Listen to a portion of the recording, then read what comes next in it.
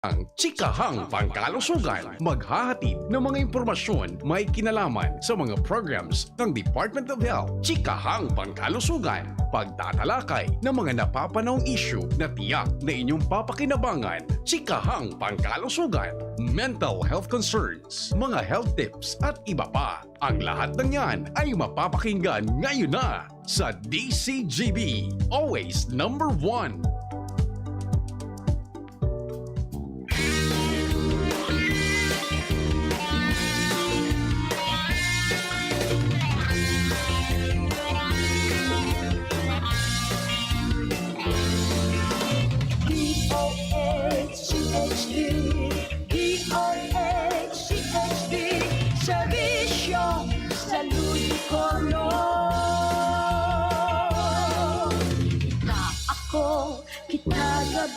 Magkarabang, magkaigwang, maray na salud.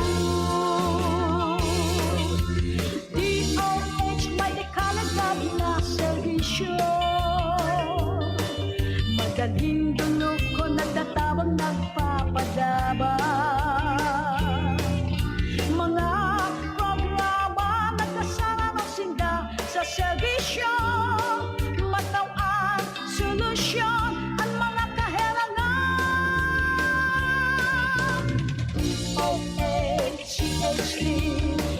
DOHCHD, Servisyong Salud Colon. Ika ako, kita gabos, magtarabang, magkaigwang, maray na salud. Buon sa inunan, ipangakisan ko na kita magdakulang. Immunization, vaccination, sa tuwing inaon. Mag-ibang maagi, maiwasan ambisyon. Regular na check-up at kaibuhan.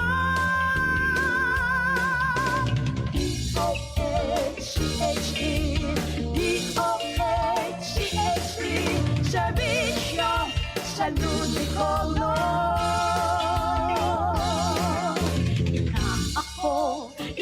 Gabos, magkarabang, magkaibang, maray na salud.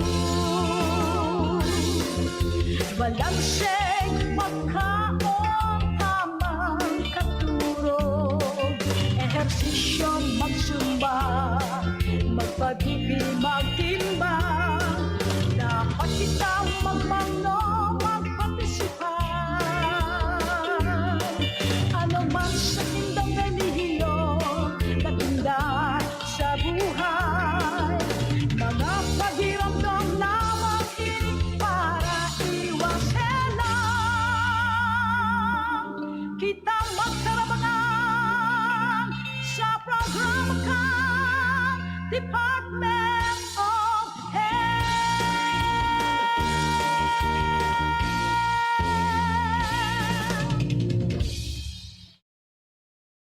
Alright, magandang umaga mga kachika. Oras na naman para sa isang oras na talakayan patungkol sa kalusugan. Ako si Joanna at ako ang inyong magiging host sa araw na ito. So bago po tayo dumako sa ating chikahan about sa isang very important topic, ay alamin po muna natin ang mga latest mula sa DOH Bicol.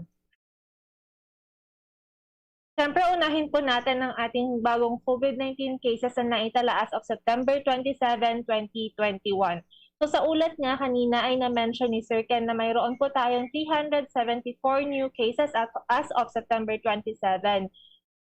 Out of the 374 ay mayroon po tayong total na 43 cases for Albay. Sa distribution po ng 43 cases sa Albay, ang 17 po dyan or 17 ay Legazpi City, 6 Ligao City, ang Daraga at Tiwi ay may tig-4, Tabaco City po ay 3, ang Bakakay, Polanggi at Santo Domingo ay tig-2, bagong kaso at ang Ginubatan, Malilipot at Malinaw ay may tig-1. Samantalang sa ibang probinsya naman po ng region, ang Camarines Norte po ay may 12 new cases, ang Camarines Sur ay may 210 na bagong kaso ng COVID-19, Catanduanes isa, samantala sa Masbate po walang naitalang kaso as of today, as of September 27, And sa Sorsogon naman po ay mayroong 108 new cases as of September 27. So a total of 374. For the cumulative case naman po, meaning ito yung kabuuang kaso na naitala natin since nung una tayong nakatala ng COVID-19 case, noong March 2020, ay mayroon na po tayong 36,403 na COVID-19 case na naitala sa ating rehiyon. For the recoveries naman po, mayroon good news kasi 253 po ang nai-report na recoveries for September 27. Sa 253 po na bagong naka-recover sa COVID-19, 31 po dyan ay mula sa Camarines Norte, 20 mula sa Camarines Sur, Catanduanes po, 22, Masbate, 43, Sorsogon 107 at Naga City 30. So a total of 253 new recoveries. So total recoveries na po or gumaling na sa sakit ng COVID-19 is 23,906. Unfortunately naman po, meron tayong 5 bagong naitalang deaths for the COVID-19 as of September 27. At ito po ay lahat mula sa probinsya ng Sorsogon. So total na po is 1,091 ang binawian ng buhay dito sa ating rehiyon dahil sa COVID-19. So dumako naman po tayo sa ating variants of concern. So kahapon nga po ay nagbigay tayo ng biosurveillance report that was posted po sa ating Facebook page ng Department of Health Bicol. So meron nga tayong nai-report na bagong 20 na new local variants of concern detected for Bicol region. Ito po ay ang mga resulta na natanggap base sa resulta na natanggap ng ating Regional Epidemiology and Surveillance Unit mula sa ating Philippine Genome Center noong September 18, 2021 na mayroon tayong 20 new local variants of concern. So sa 20 na po yan, isa po dyan ay alpha po. At yung alpha pong variant na na-detect natin ay mula sa Camarines Sur. So total na alpha variant na po sa ating region ay 36 cases na po. Sa beta naman po, beta variant or the variant na una pong na record sa South Africa ay mayroon pong 3 as of September 18. So sa 3 po niyan, Albay po isa, Catanduanes isa, at Naga City ay isa. So total po ng beta variants na na-report sa ating rehiyon ay 70 po. For the Delta naman po is meron po tayong 16 new Delta variant na na-receive or na-confirm mula sa PGC as of September 18. Isa po dyan ay mula sa Albay, 3 Camarines Sur, 4 Masbate, 5 Sorsogon, at 3 naman po sa Naga City. So a total of 78 Delta variant na po ang meron sa ating rehiyon. Pinapaalala lamang po ng DOH Bicol na itong mga numerong ito ay base sa mga specimens na sinubmit or pinadala natin sa Philippine Genome Center for the genomic sequencing. And hindi po ito nire-reflect ang total na number ng circulating variants po sa ating komunidad. So ito pong mga numbers na ito ay may be subjected to revision based po sa mas further na investigation. So kung napapansin niyo po, 78 na po ang Delta variant. Siya na po yung pinakamaraming bilang na confirm po sa ating region ang Delta variant. For the healthcare utilization naman po na mention po kanina ni Sir Edwin na punuan na po nga yung mga hospital natin sa ating rehiyon. So ang ating 3 COVID-19 referral hospitals which are the DOH hospitals, yung ating Bicol Medical Center in Naga City, Bicol Region General Hospital and Geriatric Medical Center in Cabusao, and the Bicol Regional Training and Teaching Hospital, lahat po sila ay nasa critical risk na. Ang DMC at ang BRGH-GMC ay may 100% COVID-19 bed utilization rate na po or puno na po sila, at ang BRTTH naman ay isa na lang pong bed ang natira for the COVID-19 bed allocation.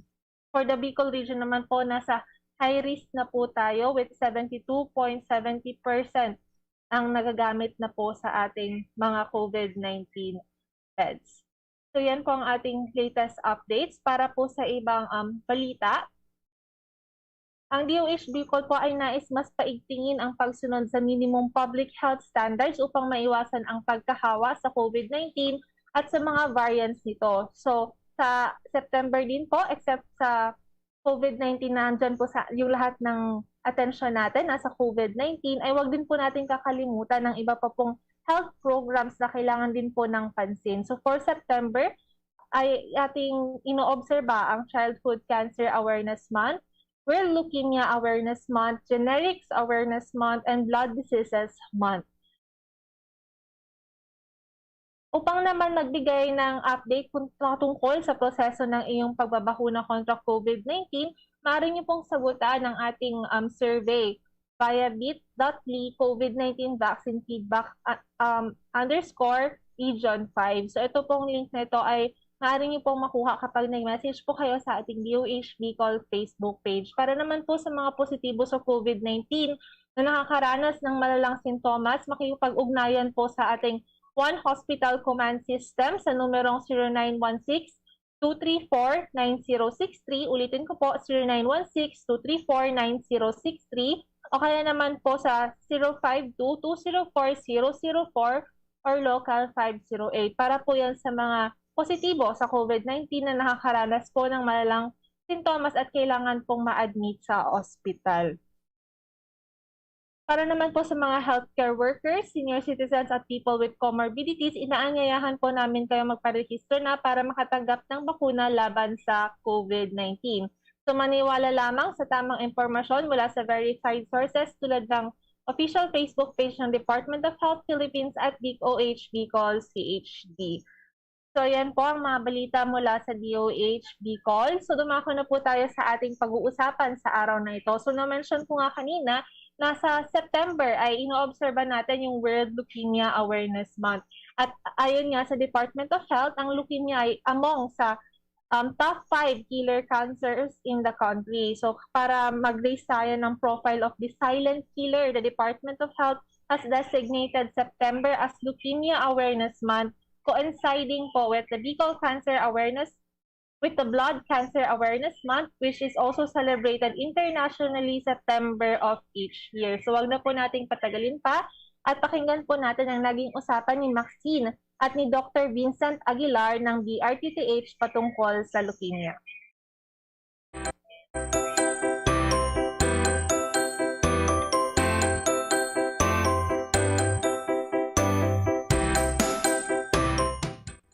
Para sa ating chikahan ngayong umaga, perfect para sa ating pag-obserba ng Leukemia Awareness Month ngayong September, makakasama natin si Dr. Vincent Aguilar ng BRTTH para pag-usapan kung ano nga po ba ang leukemia. So magandang araw po, Dr. Vincent.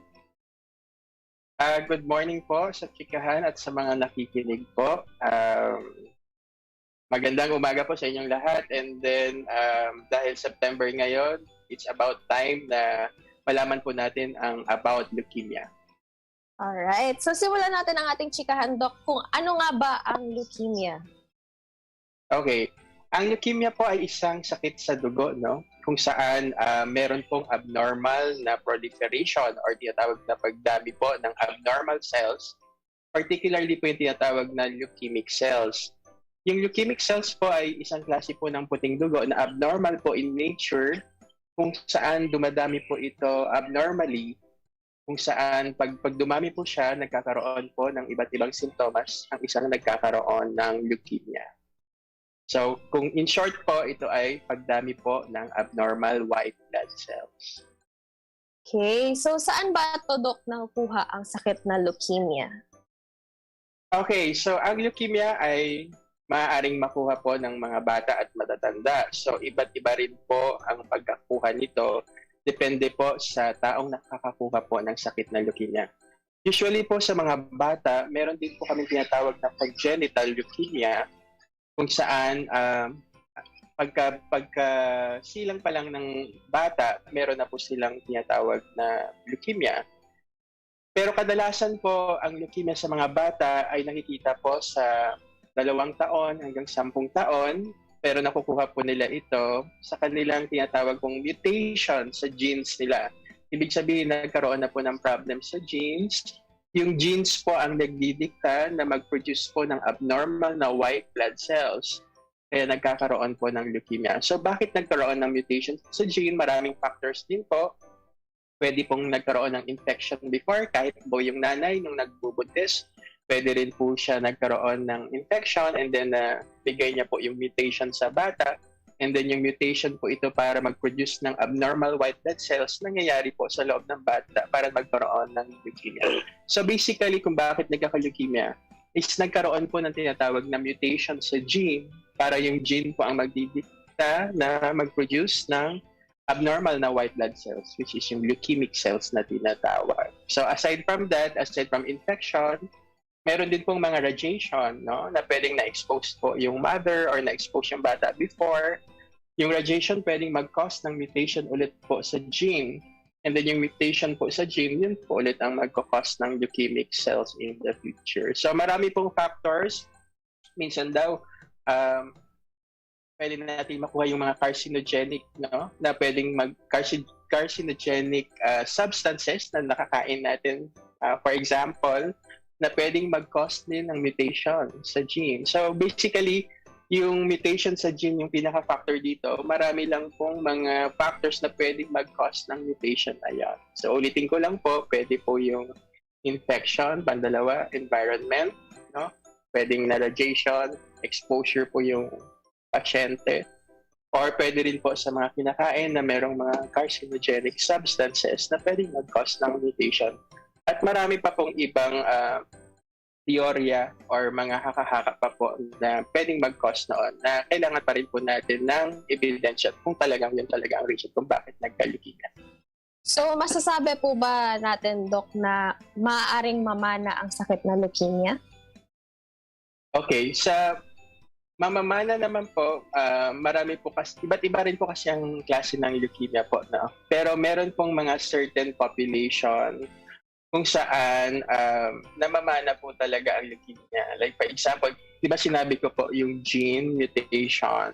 Actually po doon sa gene mutation na yun, dahil genes po ang involved, pwede actually natin ma-transfer yung gene, no, sa pamilya po natin. Kasi di ba usually po during the process po of offspring, you know, development, natatransfer po natin yung gene na yun. Kung natransfer din po natin yung mutated gene para mag-produce po ng leukemia, then isa pong factor yun na pwede natin maibigay po yun. So, minsan po kasi hindi natin nakikita, no, sa ibang pasyente, yung mutated gene, kaya po tinatawag na parang carrier po sila ng gene na yun.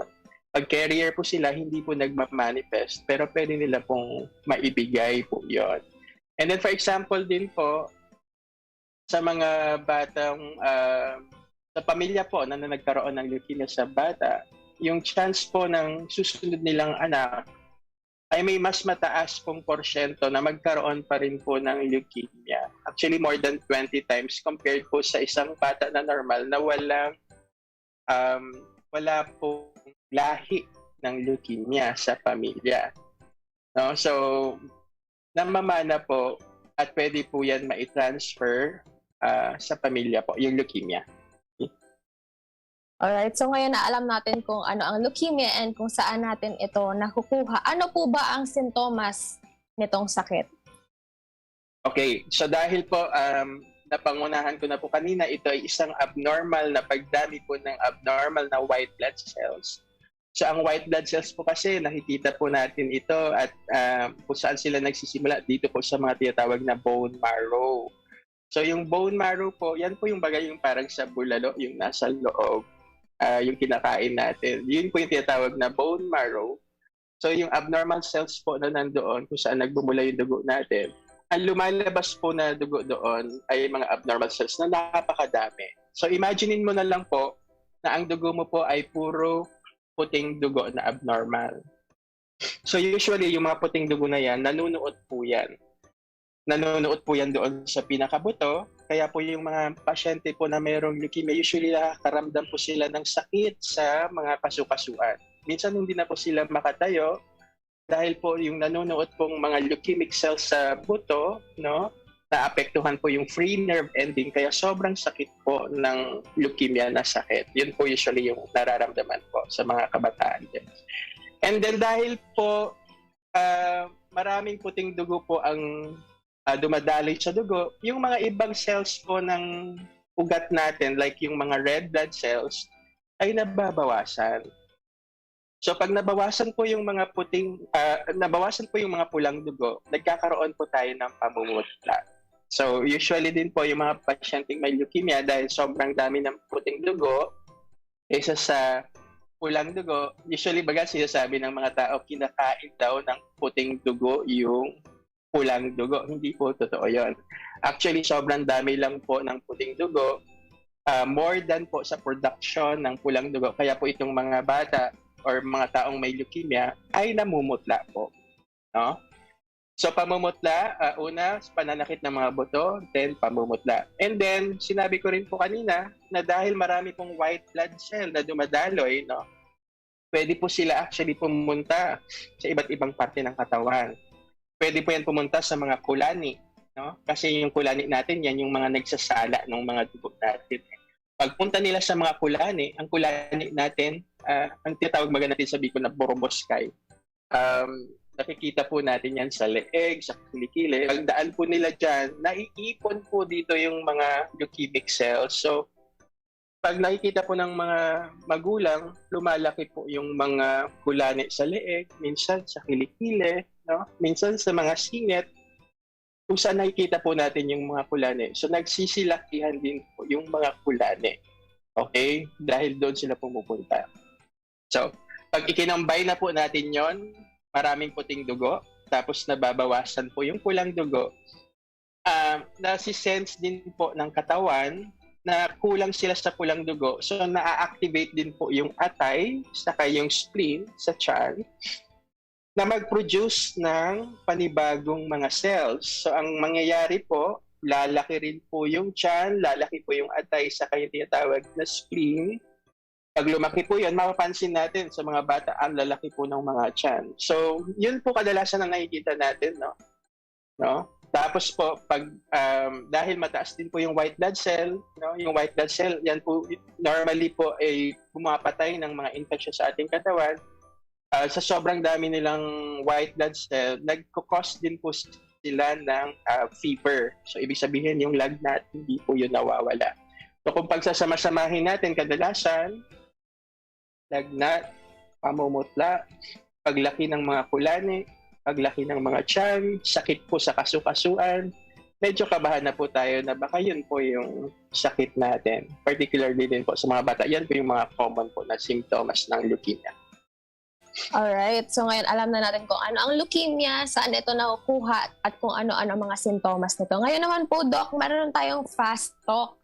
So, ang mga sentence po na ito ay mga haka-haka na madalas natin marinig online or sa ating mga mahal sa buhay, at masasagot po natin ito sa yes or no, at mamaya-maya po ay explain natin ang ating mga answers. So, ready po, Doc, sa ating fast talk? Medyo baka ako dito, loading ako dito. Sige. Sige, Doc. Okay lang. Okay lang. So, let's start. Mga bata lamang ang nagkakasakit ng leukemia. No. Okay, so no. So next, mahahalata ang isang taong may leukemia sa itsura nila. Pwede. Pwede. So yes, medyo no. So susunod po, Doc, hindi nagagamot ang leukemia. No. No. Okay, so ang huli, ang mga pasyente nag-undergo ng treatment para sa leukemia ay nawawalan ng buhok. Yes. Okay, so ayan ang ating naging fast talk, at maraming salamat din po, Doc, sa pagsagot sa ating unang mga katanungan. So magpapatuloy po ang ating chikahan mamaya with Dr. Vince. Magbabalik po ang chikahang pangkalusugan.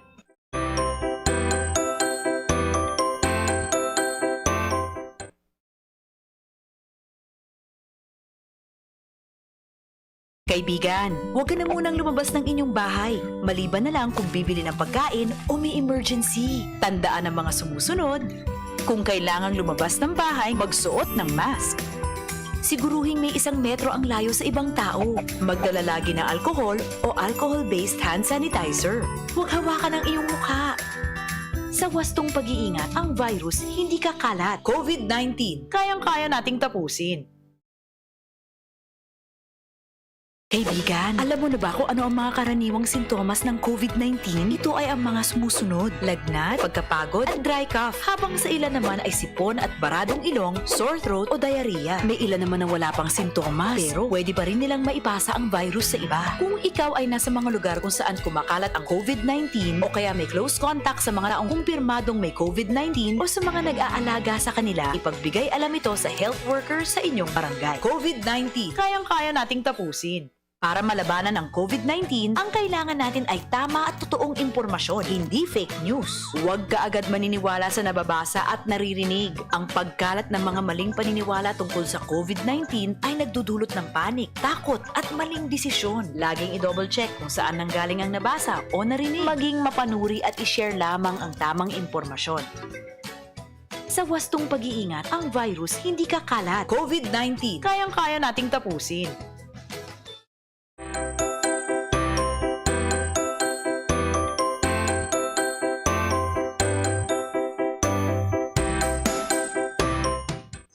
Nagbabalik ang Chikahang Pangkalusugan. Kasama pa rin natin si Dr. Vincent Aguilar at ating pinagchichikahan ang leukemia, ang sakit ng leukemia at kung saan ito nakuha at ang mga sintomas nito. So kanina nga ay nagkaroon tayo ng fast talk.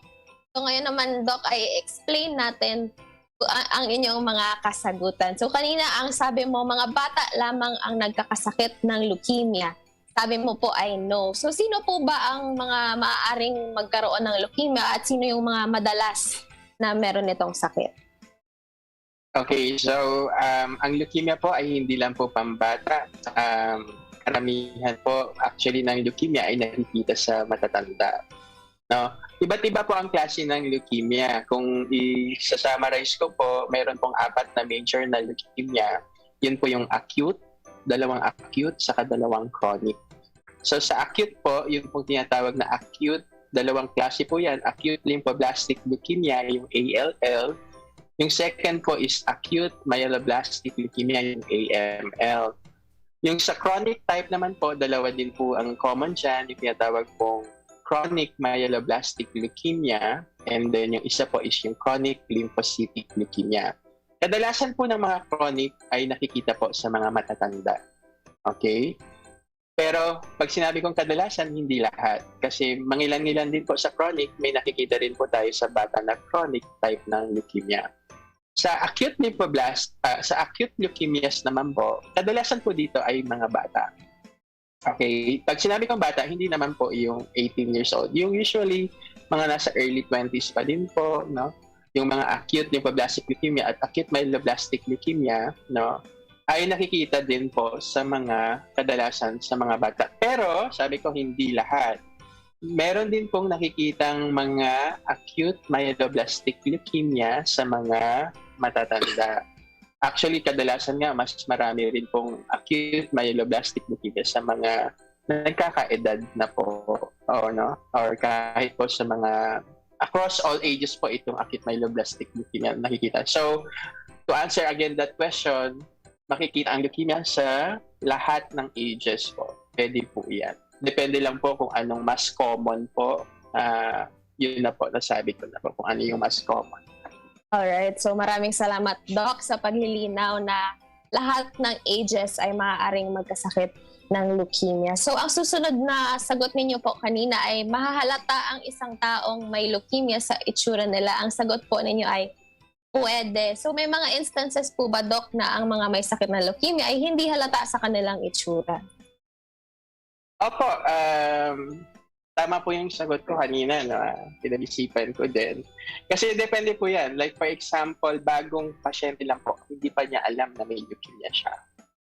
So pwede po actually yan na pumasok sa mga clinic namin na hindi mo mahalata pa. Unless ipakita po yung mga laboratorio, no? At ikwento niya yung mga nangyari sa kanya. So medyo mahirap minsan na sa unang tingin pa lang mahalata mo na may leukemia. Ibahin po natin ang sitwasyon. Meron ng leukemia yung pasyente at nakita mo may effects na po ng mga chemotherapy. No? Minsan mapapansin mo, baka hindi lang leukemia ang isipin mo, baka isang uri ng cancer din po ang masabi mo na masasabi mo, ay baka nag-chemotherapy yung patient. Part po nun is mga leukemia patients din to. So pwede mo actually makita kung naggagamot na. Pero kung sa una pa lang, medyo hindi natin mahalata. Pero may mga bata na kahit hindi mo pa alam na na-diagnose na sila, pumasok sa clinic mo, nakita mo na nga, sobrang putla, ang laki ng tiyan, may mga kula-kulan eh. Then, pwede na po mag-suggest po yun. Baka may sakit sa dugo ito, probably leukemia ang sakit ng batang to. Lalo na pag nagkwento na po yun pasyente kung anong nangyari sa kanila. So, yun po ang sagot ko. Alright. So, next question, next answer ninyo po kanina ay hindi nagagamot ang leukemia. So, ang sagot po ninyo dito, Doc, ay no. So, paano na po ba ang treatment pag ang isang tao ay mayroong leukemia? Okay, so kanina nabanggit ko na maraming klase po ng leukemia. Pero kadalasan po sa mga leukemia, in majority, nangangailangan po ito ng gamutan na ang tinatawag po ay chemotherapy. So yung dahil sabi ko nga din kanina na may abnormal na white blood cells no, na nagmumula po sa bone marrow, kailangan po kasi nating mapatay yung mga cancer cells sa katawan. So para mapatay lang po natin yon, sa mga leukemia po, kadalasan po ay chemotherapy po ang binibigay. Ang chemotherapy po ay binibigay pwede po sa pag-inom, no? Pwede po sa ugat, no?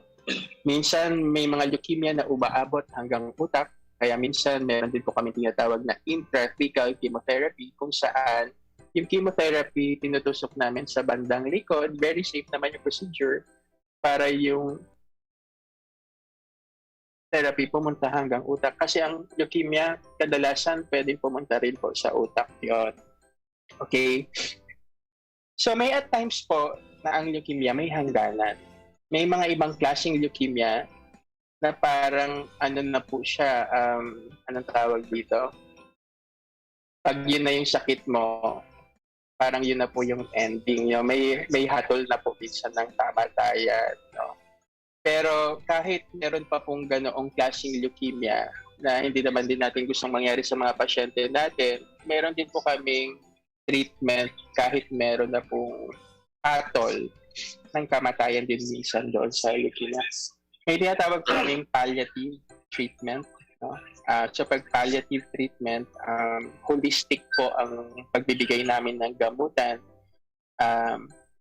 Involving po yun sa pag-control ng pain, no? Yung pag-control po ng pagdami ng cancer cells. So kahit may hangganan, at least yung quality of life po yung ini-improve namin. That is also a form of treatment. Kahit may hangganan, meron pa rin po kaming treatment na binibigay para ma-improve po yung quality of life. So lahat po ng leukemia, actually, meron pong treatment. So, hindi lang po yun po ang treatment. No? Meron pang iba't ibang klase ng treatment ng leukemia. Meron din po kaming radiation na pwedeng i-offer. And then, lastly po, bone marrow transplant. No? So, dumarating din po sa point na pwede natin palitan yung tinatawag na bulal. No? Sinasabi ko kanina. No? Dahil nandoon nagmumula yung cancer cell, pwede natin actually palitan, no, ng panibagong bone marrow para mag-produce ng normal cells. No? Pero hindi siya easy, hindi siya madaling procedure. No? Kailangan natin dito ng malaking halaga ng pera. Una po yan. Pangalawa, meron pong 50-50 na chance na i-reject pa rin ng katawan nito. So, di ba dahil kinukuha natin po sa ibang tao yon, no? Kadalasan, pwede po yan sa matched sibling, ibig sabihin sa kapatid na almost same, no? Ang content or yung composition po nila na walang rejection na mangyayari. Pwede po yan. So, bone marrow transplant, isa rin po itong treatment na pwedeng ibigay sa pasyente or i-offer sa mga pasyente na. So, yun po. May treatment po ang leukemia. Alright, so thank you very much, Doc, sa paglilinaw na iyan. So ang huli nating sinagutan po kanina, ang mga pasyente na nag-undergo ng treatment para sa leukemia ay nawawalan ng buhok. Ang sabi niyo po ay yes. So paano po ba ito nangyayari? Okay, bakit sila nawawalan ng buhok ay primarily po sa gamot na po kasi yun. No? Ang chemotherapy po ay dinesign para patayin po yung mga mabibilis na tumubo po ng mga cancer cell. Pag nilagay po natin yan sa katawan natin, ang goal po niyan is patayin yung mga cancer cell normally. Pero dahil binibigay natin yan sa pasyente, yung mga normal cells din po maapektuhan. And since designed po siya na patayin yung mga mabilis tumubo na mga cells, kasama po dyan yung ating buhok na mabilis tumubo. Isa yan sa mga mabilis tumubo. Kaya po, pag meron tayong chemotherapy na binigay, cancer treatment, nalalagas din po yung mga buhok na yan. Okay. Alright, so ngayon na alam na natin kung ano ang mga maaaring mangyari kung tayo ay mayroong leukemia. Paano po ba natin ito maiiwasan na magkaroon ng sakit na ito? Okay. Maiiwasan, medyo mahirap kung meron na tayong genetic predisposition na mag-develop po noon. No? Pero yung sinasabi kong mutation, na sinasabi kong factors na pwedeng mag-mutate pa nung gene na yun, naghihintay lang kasi ng mutation minsan yung katawan para mag-develop ng leukemia. So actually, pwede pa rin nating maiwasan yung mutation na maganap po yun. So ano ba ang pwedeng mga mutation na pwedeng mangyari sa katawan natin? Isa po dyan is yung paninigarilyo. Pag nag-expose po tayo din po sa radiation. Yung mga radiation, usually naman nakikita natin yan pag CT scan, X-ray, although hindi pa talaga proven na yung mga radiation sa mga cellular folds ba nagko-cause ba ito. Wala pang masyadong evidence po doon. Usually naman daw din po, sabi nila sa mga kinakain, so kung medyo maingat tayo sa pagkain, alam naman natin yung mga processed foods na marami pong carcinogenic na substances na pwede mag-cause ng mutation. So kung maiwasan natin yon, ayokong magbanggit ng mga produkto, basta mga processed foods na nakikita natin sa grocery, mga canned goods usually. So pwede nating maiwasan din po yon. Infection din po pwedeng mag-cause ng mutation. So kung infection ang pwede nating iwasan, I think bakuna is number 1 to prevent infection. Pangalawa, iwasan natin yung ma-expose tayo sa mga taong may nakakahawang sakit. Particularly, mga virus po ang nag-cause ng mga mutation. Ayan. So, as much as possible, kung inaalagaan natin yung sarili, improve ang ating immune system para hindi tayo magka-develop ng pangihina or atakihin tayo ng mga virus na to. Kasi ito po yung mag-cause ng mga mutation na pwedeng mag-predispose na mag-develop tayo ng sakit na ganito. Yan. So nabanggit niyo po, Doc, kanina na isang paraan para ma-prevent ito ay bakuna. So meron po ba tayong bakuna kontra sa leukemia? Okay. So indirect po yung sinasabi ko na. Kasi di ba ang leukemia is caused ito ng problem sa genes na abnormal yung proliferation ng white blood cells. Yung nag-cause po ng mutation na yun is an infection na merong indirect effect ang pagbabakuna. Pero walang direct effect na bakuna kontra sa pag-develop ng cancer. So far sa ngayon, wala pa pong nakaka-develop ng bakuna para sa cancer talaga. Particularly leukemia. So, hindi pa po nade-develop ang mga cancer-related vaccines na magpe-prevent sana ng cancer, pero indirectly, pwede po ito makatulong pa din. Okay? Alright. So, maraming salamat, Doc, sa paglilinaw ng iyan. So, ngayon naman, Doc, maraming salamat sa pagtuon sa aming imbitasyon para pagtsikahan ang leukemia. So, ano naman po ang inyong huling mensahe para sa ating mga tagapakinig ngayong umaga? Okay. Ang mensahe ko lang po para sa Awareness Month. Pag sinabing awareness, sana maging aware tayo na ang leukemia po ay isang common na sakit. Hindi po ito rare na makikita natin katulad ng ibang rare na diseases. Common po ito na nakikita natin. Mas maganda po na pag nakita po natin yung mga simptomas agad ng leukemia ay maaring magdulog na po kaagad tayo sa doktor para maagapan po. Kasi mahirap pong gamutin pag medyo malayo na po sa katotohanan na maggamot pa po sila, tulad po ng pagkalat na po ng cancer cell sa iba't ibang parte ng katawan. No? Meron po kasi kaming tinatawag na low risk saka high risk, no? Depende sa pagpunta niyo po sa clinic. Minsan kasi napapatagalan po kasi yung pagpunta sa doktor, no? Binabaliwala po, pero ito lang po ang mensahe ko sa inyo. Pag nakakita po tayo ng batang or kahit sinong pasyente na namumutla, lagnat na hindi nawawala, mga kulani na nakakapa po sa mga katawan, paglaki ng tiyan at nakakaramdam na rin po ng pagsakit-sakit sa kasukasuan, ay maaaring idulog na po natin kaagad ito sa mga doktor para mabigyan na po tayo ng diagnosis. Ibig sabihin, malaman kaagad kung ano yung sakit ninyo. Kasi pag nabigyan po natin ito ng treatment kaagad, ay mas mapapadali po ang paggaling ninyo. At medyo may pag-asa pa po tayo gumaling pag medyo maaga pa. Ayan. So maraming salamat sa muli, Dr. Vincent Aguilar, sa chikahan natin tungkol sa leukemia. So magbabalik po ang Chikahang Pangkalusugan.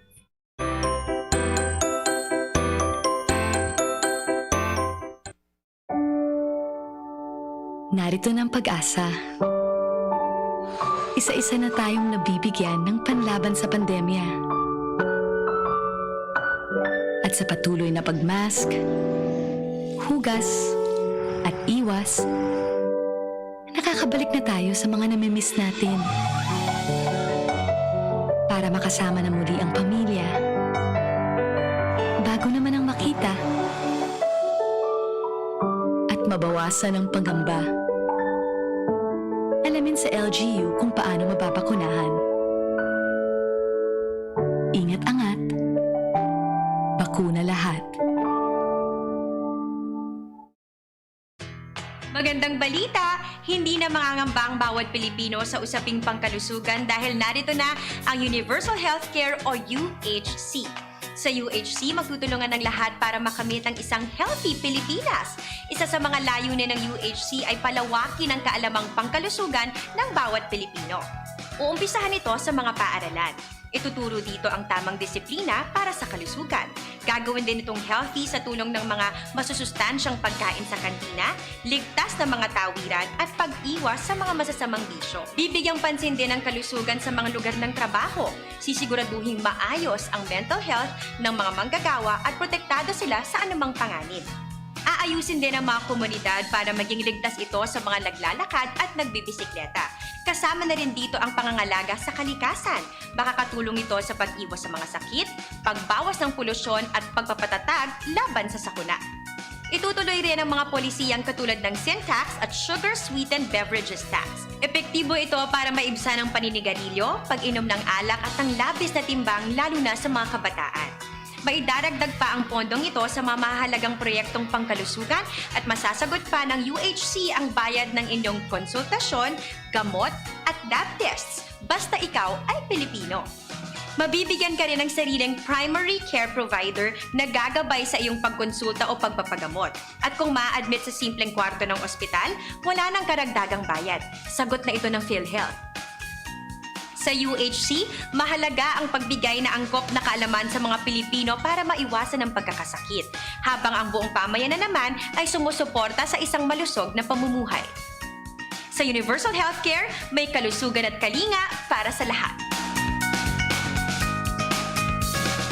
Para sa healthy Pilipinas. Nasistress ka na ba? Nagpapanik o natatakot dahil sa COVID-19? Normal lang ang ganitong mga reaksyon sa ngayon. Pero may magagawa ka para mapagtagumpayan ang sitwasyon na ito. Ituloy lang ang pangangamusta sa mga kamag-anak at kaibigan gamit ang text, tawag o video. Tiyakin na ang mga bata ay ligtas at nasa maayos na kalagayan. Gawin sa bahay ang mga nakasanayan upang hindi mabagot o mabalisa sa panahong ito. Sa wastong pag-iingat, ang virus hindi kakalat. COVID-19, kayang-kaya nating tapusin. Alam mo na ba? Ang mental health ay isang mahalagang bahagi ng ating pangkabuuang kalusugan. Walang health kung walang mental health.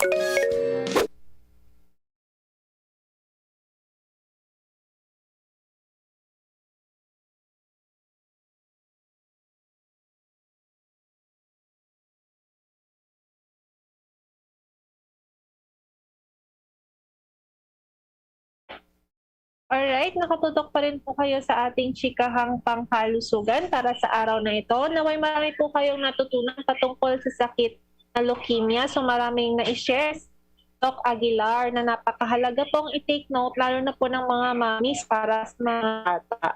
So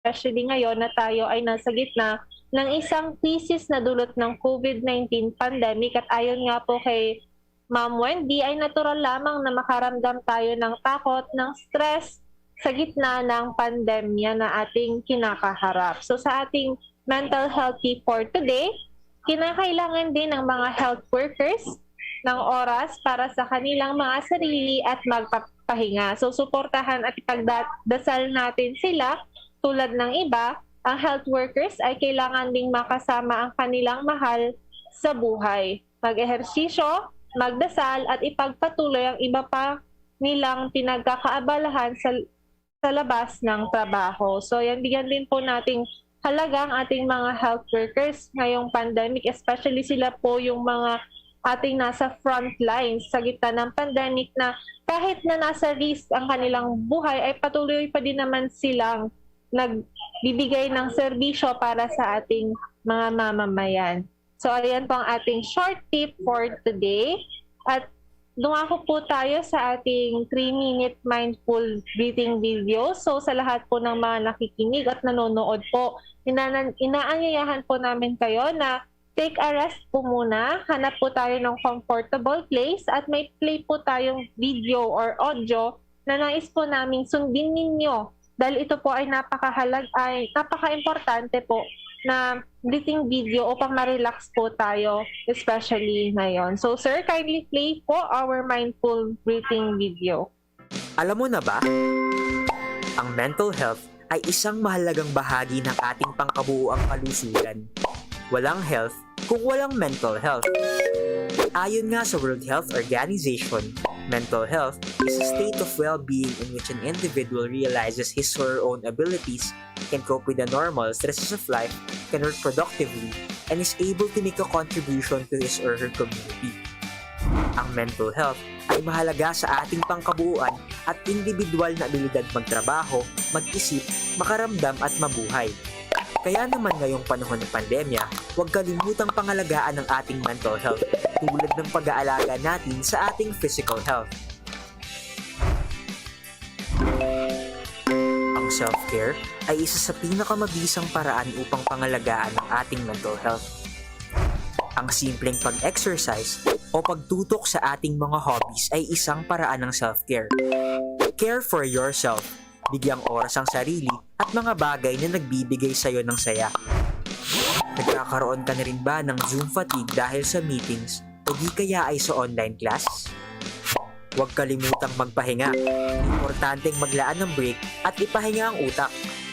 Maglaro muna ng paboritong games. Malaking tulong ang breathing exercises sa pagpapakalma at para maibsan ang ating pakiramdam. Matuto ring mag-set ng boundaries para sa iyong work-life balance. Matutong respeto ang work boundaries ng iyong mga katrabaho. Dahil sa pandemya ang ating kinakaharap, hindi mapigilan na tayo ay mapalayo sa ating mga mahal sa buhay. Ngunit hindi dapat maging hadlang ang distansya upang tayo ay mag-hashtag care for others. No, kumusta mo na ba sina lolo at lola this week? How about sina mama at papa? Mga kapatid, kaklase? Kung hindi pa, ang isang simpleng kumusta sa pamamagitan ng video or voice calls o text messages ay tiyak na makatutulong sa kanilang mental well-being. Care for others, ang isang malakas na support system, ay nakakatulong rin sa pagpapabuti ng ating mental health.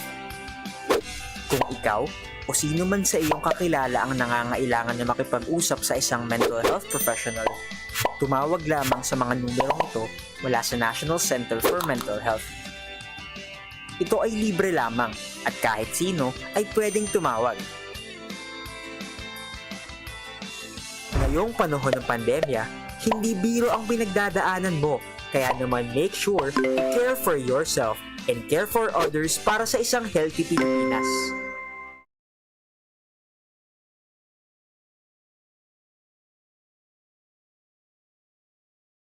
Humanap ng isang komportableng pwesto. Dahan-dahang ipikit ang iyong mga mata at ilapag ang iyong mga kamay sa iyong tuhod. Ituon ang iyong atensyon sa pagkakadikit ng iyong katawan sa kung saan ka man nakaupo o nakasandal.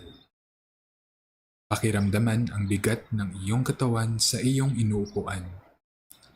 Siguruhing tuwid ang iyong likod at komportable ka. Huminga na malalim. Inhale. Exhale.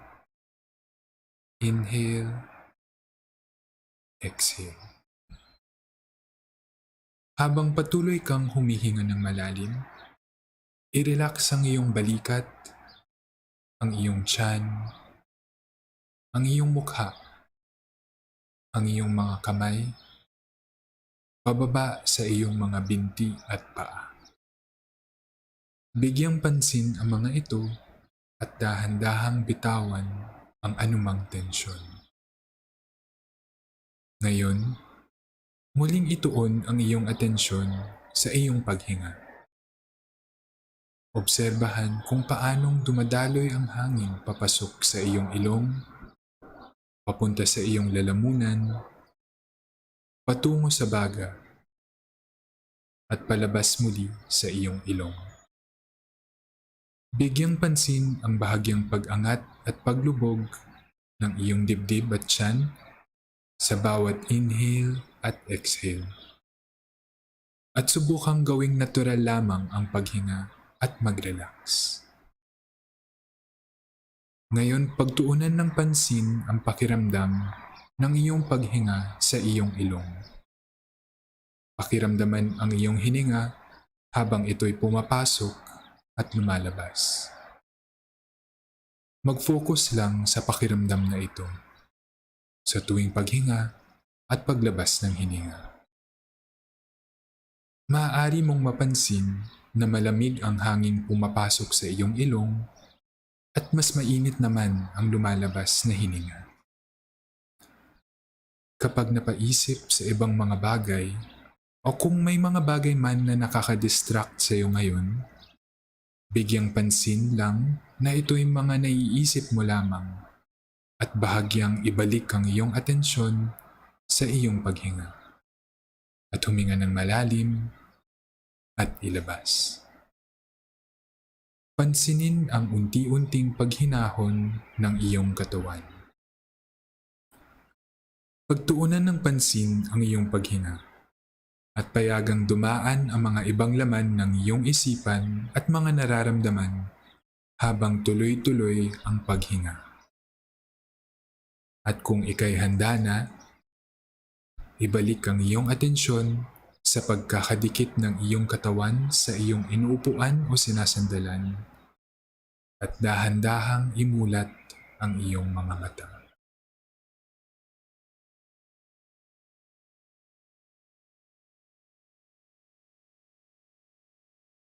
At ayan po, sana sumabay po tayo sa ating mental health exercise for today kasi napakahalaga po na sa gitna ng pandemya ay hindi lang po ang physical health ang bigyan natin ng pansin, kundi po ang ating mental health upang ma-attain ang ating holistic health na tinatawag. So I think that concludes our Chikahang Kalusugan for today. Maraming salamat po sa mga tumutok. Sana po marami kayong natutunan mula kay Dr. Aguilar at pati na rin po sa iba pang maalala ng Department of Health Bicol Center for Health Development. Again, ako si Joanna at kami po ay nagpapaalala na laging sundin ang ating minimum public health standards at ng BIDA Solution Plus. Bawal walang mask at face shield, isanitize ang kamay at iwasan ang kulob na lugar, dumistansya ng 1 metro mula sa ibang tao at alamin ang tamang impormasyon tungkol sa COVID-19. Magandang tanghali po sa lahat.